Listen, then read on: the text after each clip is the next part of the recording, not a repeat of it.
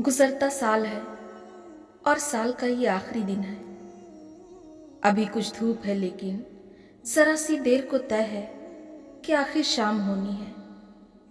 हकीकत या कहानी जो भी है अंजाम होनी है। अगर तय है यही होना तो फिर किस बात का खदशा, तो फिर किस बात का रोना। चलो मिल बैठकर अपने खसारे बांट लेते हैं, सभी रंग और जुगनू सितारे बांट लेते हैं। गुजरता साल है और साल का ये आखिरी दिन है।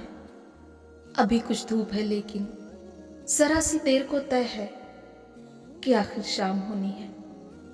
अगर तय है यही होना तो क्यों ना शाम से पहले, किसी अंजाम से पहले, भुलाकर हर परेशानी, झटक कर हर तकल्लुफ को, जो चंद घड़ियां में असर हैं उन्हीं में जिंदगी कर ले, कोई दर रोशनी कर ले।